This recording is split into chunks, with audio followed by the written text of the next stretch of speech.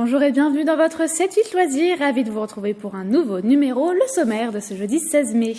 Le marché européen de Saint-Germain-en-Laye a lieu ce week-end. Pour la première fois, une exposition est mise en place en parallèle. Elle est consacrée à la BD et nous irons y faire un tour. 15e édition également pour la Nuit européenne des musées. De nombreux établissements participent dans les Yvelines. La directrice du musée de la Toile de Jouy sera avec nous en plateau.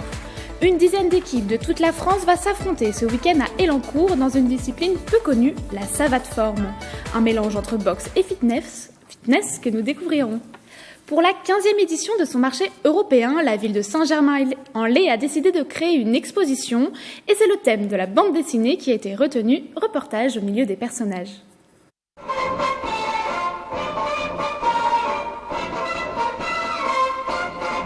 Après leur épique match de rugby dans l'album d'Astérix chez les Bretons, les irréductibles Gaulois s'installent à l'espace Vera de Saint-Germain-en-Laye au milieu de leurs confrères européens.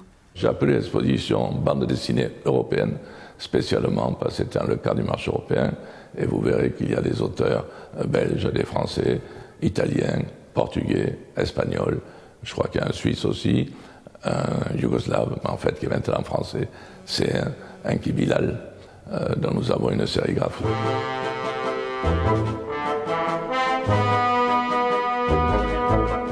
Entre son voyage sur la Lune et sa visite au Temple du Soleil, le célèbre journaliste d'Hergé vous observe et vient découvrir à vos côtés les différentes étapes de création d'une planche. Vous voyez la liste de ses croquis. Il a choisi d'ailleurs un pont qui est au canal Saint-Martin et je soupçonne que ce soit le pont où dans un film d'époque il y avait l'actrice qui disait « atmosphère, atmosphère ». Je suppose que c'est ce pont qu'il a choisi. Et là, vous voyez déjà le travail d'encre de Chine, la précision, et pour arriver à la fin, à la planche couleur. Plus de 75 pièces sont exposées, des planches originales, des ouvrages dédicacés et des sculptures et maquettes.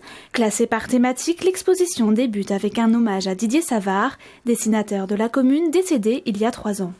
J'ai contacté la famille de Didier Savard, qui a accepté de nous prêter des planches originales. Un collectionneur aussi privé de Saint-Germain nous a prêté notamment ce livre dédicacé par Didier Savard. Réalisé avec l'aide de la librairie La Marque Jaune et d'un collectionneur saint-germanois, l'exposition La bande dessinée européenne présente ses trésors jusqu'au 23 mai. Quant au marché européen, c'est ce samedi 18 mai sur les places du Marché Neuf et de la Victoire. Une 50aine de stands vous attendent ainsi que des animations et son traditionnel village des enfants. Nouveauté cette année, il s'élargit aux adolescents avec un grand stand tatouage éphémère, un mur d'escalade et un jeu sur portable.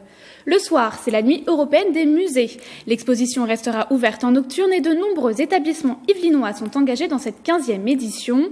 Du jeu de loi au musée d'archéologie nationale de Saint-Germain-en-Laye à l'atelier photo au Rambouilly-Train, la programmation est riche.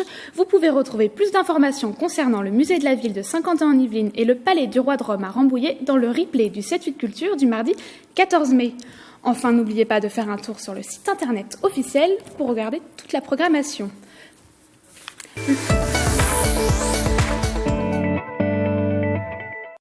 Le musée de la Toile de Jouy, situé au château de l'Églantine à Jouy-en-Josas, aussi fait sa nocturne. Avec nous en plateau, Charlotte Vivier-Lebrun, bonjour. Bonjour. Alors, que sera-t-il possible de faire samedi soir pour cette nuit des musées ? Alors, samedi soir, effectivement, la nuit des musées s'inscrit pour nous dans un week-end qui est important puisque c'est le marché de l'Églantine au musée. Donc, vendredi, samedi et dimanche, nous exposons nos nouvelles collections. Le musée développe de nombreux produits autour de la toile de Jouy et on lance nos collections. Donc, tout le rez-de-chaussée est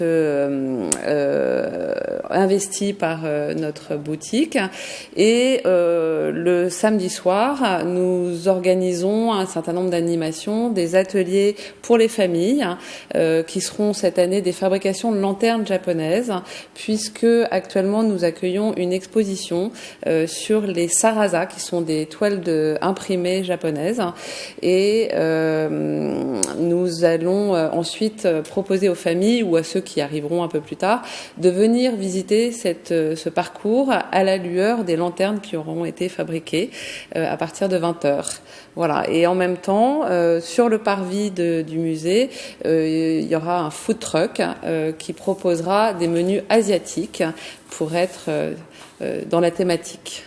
Alors ça, c'est pour le samedi soir, mais le marché de l'Églantine dont vous nous avez parlé, c'est du vendredi au dimanche. Exactement. Vendredi, toute la journée jusqu'à 19h. Samedi, de nouveau, à partir de 10h et jusqu'à 22h, puisque le musée fermera à 22h. Et le dimanche, de nouveau, 10h, 19h, toute la journée. Et avec une animation supplémentaire le dimanche, puisqu'on pourra visiter le musée avec une conférencière à 15h. C'est une visite guidée gratuite à l'occasion de ce marché de l'Églantine. Donc c'est un marché qui a lieu tous les ans pour présenter les nouvelles collections. Quelles sont-elles, ces nouvelles collections ? Vous avez parlé d'une exposition en lien avec le Japon. Oui, tout à fait. En fait, on décline énormément de produits à partir de la toile de Jouy. On fait réimprimer un certain nombre de motifs issus de nos archives et on les décline sur énormément de produits. Ça va cette année, on a des baskets, des montres, de la papeterie, beaucoup de maroquinerie, des sacs, quelques petits articles pour les enfants, des arts de la table, enfin voilà, tout ce qui la toile de Jouy se prête à énormément d'utilisation. Et puis on a aussi l'occasion de créer des collaborations avec des grandes maisons type Armorlux, Minorquines pour les chaussures, et on présente aussi à l'occasion de ce marché ces nouveautés. Et quelle est la suite pour le musée de la toile de Jouy ? La suite pour le musée de la toile de Jouy, donc nous allons terminer cette exposition d'abord Japon et Jouy le 23 juin, et puis le 21 juin nous avons une nouvelle, donc quelques jours avant, les deux expositions vont se croiser. Nous avons une exposition qui s'appelle Art Texture. Cette année c'est la 10e édition. C'est une exposition de création textile contemporaine. C'est une sélection qui est faite par une association qui s'appelle France Patchwork et qui montre un petit peu l'élan et la créativité dans le domaine du textile en France essentiellement. On les accueille tous les 2 ans et c'est la 10e édition, donc c'est un peu un anniversaire cette année. Et nous les accueillons jusqu'au 1er septembre.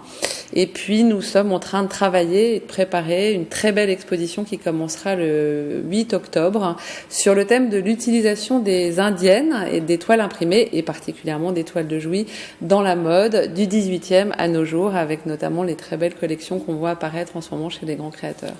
Très bien, merci Charlotte Vivier-Lebrun d'être venue sur notre plateau. C'est moi qui vous remercie. Merci. Pour retrouver toutes les informations, c'est sur le site internet du musée. Sortez vos nappes à carreaux et vos paniers en osier. La ville de plaisir vous invite à son pique-nique géant. Dans le parc du château, vous retrouverez le traditionnel atelier des senteurs. Petite nouveauté cette année, un atelier cuisine anti-gaspi. Rendez-vous dimanche 19 mai dès midi. Bien connu des petites, Choupi vient leur rendre visite samedi 18 mai au pavé du Canal. Il est l'un des nombreux invités de la librairie qui fête cette année ses 30 ans. Après Bordeaux l'année dernière, l'Open national de savate forme a lieu ce week-end à Elancourt pour la première fois dans les Yvelines. À partir de 13h30 au Palais des Sports, des équipes de toute la France vont s'affronter dans cette discipline mêlant technique de boxe et fitness en une chorégraphie de 2 minutes 30 à 3 minutes. Le club de boxe française d'Elancourt-Morpas a créé cette section en 2014 et plus de la moitié de ses adhérents y participent. Un stage sera également proposé au public pour découvrir ce sport qui compte 10 000 pratiquants en France. Le président du club et une adhérente étaient sur le plateau du 7-8 Sport pour expliquer la discipline. Ça regroupe toutes les techniques de boxe française, donc c'est pour ça que c'est complémentaire. On fait beaucoup d'étirements, on doit donner des coups de pied à la tête quand on peut, on travaille énormément, et puis il faut imaginer un cours d'1h30 pendant lequel vous allez faire que sautiller et vous battre. C'est vrai que quand on pratique cette discipline, on se concentre vraiment pour apprendre la chorégraphie, bien faire notre technique, ce qui nous permet vraiment d'évacuer tout ce qu'on a vécu durant la journée et vraiment que penser à cette chorégraphie qu'on a à faire et à cette technique qu'on doit avoir. Ça nous permet vraiment d'évacuer tout le stress, tout ce qu'on a pu ressentir. On est vraiment focalisé pendant 1h30 sur ce qu'on fait et ce qu'on pratique. Et c'est un week-end très sportif qui vous attend à Versailles avec la 10e édition du triathlon. 4 parcours différents, le duathlon familial en duo, le triathlon des Suisses et le swimrun le samedi. Le dimanche, les grands triathlons du Roi et de la Reine. Les inscriptions sont fermées, mais vous pouvez venir encourager les coureurs.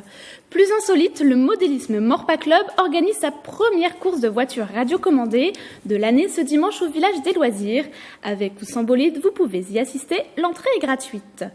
On sort des Yvelines pour explorer le Grand Bleu.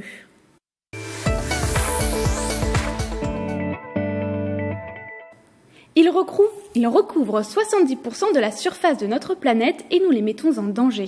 Les océans ont droit à leur exposition à la Fondation Good Planet, l'occasion de sensibiliser le public sur la préservation de l'environnement. Reportage de Paul Biloquet de nos confrères via Grand Paris. Fascinant, grand, mais aussi fragile. Les océans, qui recouvrent aujourd'hui 70% de la surface de notre planète, font l'objet de la nouvelle exposition de la Fondation Good Planet. Dans son domaine de Longchamp, la fondation présidée par Yann Arthus Bertrand se sert de l'art et la culture pour sensibiliser le public à l'environnement. Planète Océan a donc un double objectif. L'exposition est à la fois artistique et pédagogique. C'est vraiment là l'axe de travail à la fois d'Yann Arthus Bertrand et l'axe de travail de la Fondation en elle-même.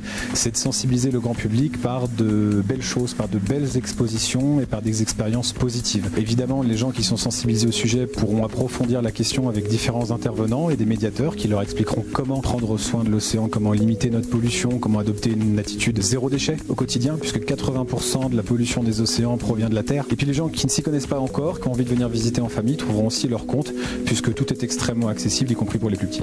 Installée sur 2 étages dans le château, l'exposition joue sur 2 supports, photos et vidéos. Le tout est complété par une scénographie très informative et pédagogique, avec toujours ce rôle de sensibilisation. Mais Good Planet a voulu aller encore plus loin en faisant de Planète Océan un rendez-vous immersif. La Fondation Tara nous a offert un magnifique voyage au cœur du corail en réalité virtuelle, de magnifiques photos de reproduction de baleines en Polynésie, de chasse à la sardine par les espadons. Jacques Perrin et Jacques Clouzot nous ont confié leur film Le Peuple des Océans, qui sont diffusés en continu à la Fondation. On a aussi une super installation sur le plancton, qui est d'un ensemble d'organismes qu'on connaît assez peu, qui sont en fait les organismes marins qui subissent les courants et qui ne peuvent pas lutter contre et qui constituent la base de la chaîne alimentaire de beaucoup d'animaux et qui sont en première ligne face au changement climatique, face à la pollution. Et grâce à cette installation, les gens peuvent découvrir ce que c'est et plonger au cœur du plancton, littéralement. Planète Océan est à découvrir jusqu'au 15 décembre prochain. Et c'est la fin de votre 7-8 loisirs. On le rappelle, principal événement ce week-end, la nuit européenne des musées. C'est samedi soir, le 19 mai. Vous pouvez retrouver toutes les informations sur le site nuitdesmusées.gouv. Bonne semaine sur TV78.